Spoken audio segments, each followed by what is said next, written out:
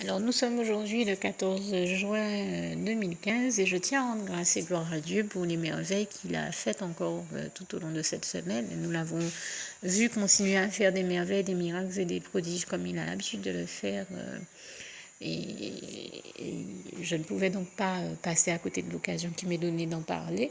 Et j'en veux pour preuve que ne serait-ce que ce soir au journal d'information de 20h, le journal local ici en Guadeloupe, sur l'une des chaînes les plus regardées, que d'aucuns considèrent comme la chaîne principale.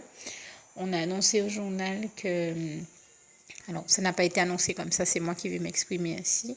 Enfin, on a annoncé que 48 tonnes de denrées avaient été donné à la banque alimentaire. Donc moi je dis grâce et gloire soit rendue à Dieu. Toute la gloire revient à Dieu, à Jésus, à son Saint-Esprit. Dieu qui est au contrôle de toutes choses, puisqu'il a tout créé, comme il est écrit dans le psaume 24, verset 1, à l'Éternel la terre et tout ce qu'elle renferme, et toute la gloire lui en revient. Il a aussi créé nos cœurs, et nous a créé, il est notre Créateur, et le Créateur, le seul maître et propriétaire et qui est au contrôle de toutes choses et qui est le seul à régir l'univers et tout ce qui s'y passe, donc qui est au contrôle de tous les cœurs. Comme me disait il n'y a pas si longtemps un frère en Christ, celui qui est au contrôle de tous les cœurs est toujours vivant, il continue d'agir comme le Seigneur nous le dit en Jean 17, verset 5. Et pardon si je me trompe pour la référence, mais en tout cas, c'est bien dans le livre de Jean que le Seigneur nous le dit. Jusqu'à maintenant, mon Père, le Seigneur Jésus nous dit, jusqu'à maintenant, mon Père agit et moi aussi j'agis.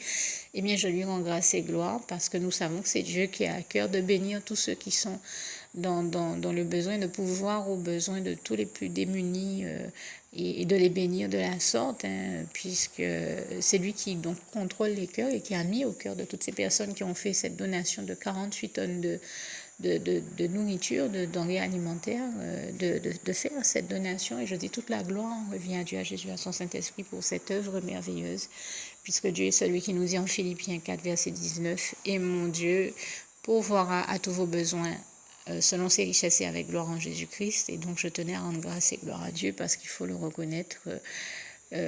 Moi, j'y vois la splendeur glorieuse du règne de l'Éternel, notre merveilleux Dieu d'amour, comme il est écrit dans le psaume 145, versets 8 à 21, puisqu'il n'y a que Dieu qui puisse faire des miracles pareils que de faire en sorte qu'un don de 48 tonnes, ce n'est pas rien, 48 tonnes de nourriture soit effectué.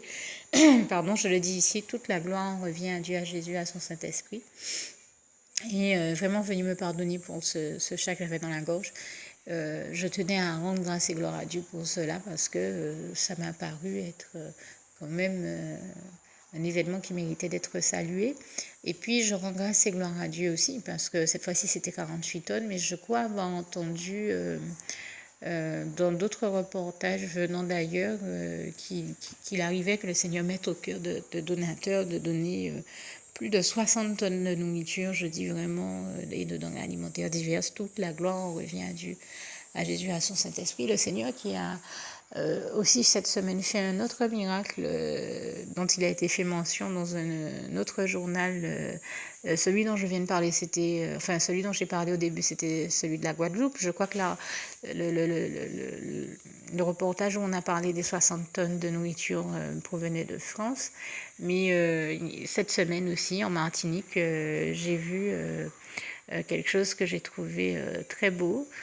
C'est vrai que très souvent, on nous parle dans l'actualité de personnes qui se sont retrouvées dans leur jardin à avoir des fruits ou des légumes qui poussent dans des proportions extraordinaires et très souvent, donc, on entend parler de ces réalités-là dans les médias ou dans des articles, que ce soit dans la presse écrite, radio, télévisée. Et cette semaine, ça a été quelqu'un, je pense, je ne sais pas si c'est son métier, s'il est vraiment agriculteur, mais en tout cas, il avait cultivé son champ et Dieu l'a béni en lui permettant d'avoir, de récolter un légume je crois que c'était de l'igname, qui faisait plus d'1 mètre, quelque chose comme 1 mètre et pesait plus de 16 kilos, quelque chose de ce genre-là. En tout cas, c'était dans des proportions énormes. Et vraiment, je tenais à rendre grâce et gloire à Dieu pour ça. On ne se rend pas compte peut-être de cela dans ces cas-là, mais ce sont de véritables bénédictions de Dieu. Et vraiment, toute la gloire revient à Dieu, puisque nous savons que, comme il est écrit en Proverbe 10, verset 22, c'est la bénédiction de l'Éternel qui enrichit et il ne la fait suivre d'aucun chagrin. Ce sont de vraies grâces, de vraies bénédictions de Dieu.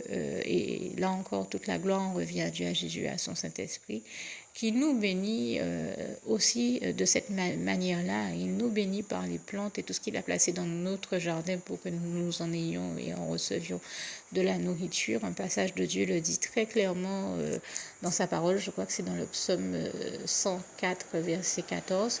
En tout cas, j'essaierai de le mettre dans le visuel de ce témoignage.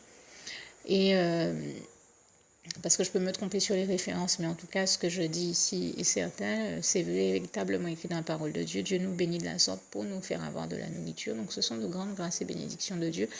Et j'en veux pour preuve que moi-même, je prends aussi le temps de rendre grâce et gloire à Dieu parce que j'ai eu l'occasion de vivre des expériences comme ça dans mon jardin où le Seigneur me bénissait en me permettant d'avoir des papayes plus grosses que de très grosses pastèques, d'avoir des fruits vraiment tels que des citrons immenses aussi, ou d'autres fruits. Vraiment, le Seigneur m'a beaucoup béni aussi par celui-là. Et je tenais ici à lui rendre grâce et gloire, d'autant que, comme je le dis, c'est quand même, on entend quand même régulièrement ce type de cas-là. Eh bien, on ne le dit peut-être pas assez, ce sont des vrais miracles et merveilles de Dieu, puisqu'il est le seul, comme je le disais tout à l'heure, qu'il est écrit en Job 5, versets 8 à 9, à accomplir encore de nos jours, en 2015, des merveilles, des miracles et des prodiges. Et je tenais ici, encore une fois, à le dire, toute la gloire en revient à Dieu, à Jésus, à son Saint-Esprit. Merci Seigneur, parce que tu es un tendre Père aimant, notre tendre Père céleste, qui prend tendrement soin de nous. Et je t'aime et nous t'aimons, nous tous tes enfants. Merci Seigneur. Juste une petite précision pour tous ceux qui ne sont pas encore, qui n'ont pas encore choisi la meilleure des options qui soit, qui est celle d'aller se placer, de faire le choix à soi-même, d'aller se placer dans les bras d'amour de Jésus-Christ, pour se mettre à l'abri de ce monde cruel. Eh bien, je partage avec vous la prière par le biais de laquelle on y accède. Et commence par vous rappeler également ce passage de Jean 14, verset 6, où il est écrit que Jésus-Christ est le chemin, la vérité et la vie. Nul ne vient au Père, Dieu, sans passer par le Fils Jésus-Christ, bien sûr. Je le dis à ma manière, vous regarderez comme il est textuellement écrit dans vos Bibles, là encore. Et donc, n'hésitez pas à ouvrir vos cœurs à Dieu, à Jésus, à son Saint-Esprit, à être sincère avec lui et à lui adresser la prière qui suit, à lui dire tout simplement, Éternel mon Dieu, Seigneur Jésus-Christ, moi, un tel, vous dites votre nom et votre prénom, je t'accepte aujourd'hui comme mon sauveur personnel, le seul maître et roi de ma vie. Je remets toute ma vie entre tes mains puisqu'elle t'appartient, Éternel mon Dieu, puisque tu l'as créée, cette vie. Donc tu en es donc le seul maître et propriétaire comme de tout ce qui existe dans tout l'univers. Je remets donc toute ma vie entre tes mains, je te la donne.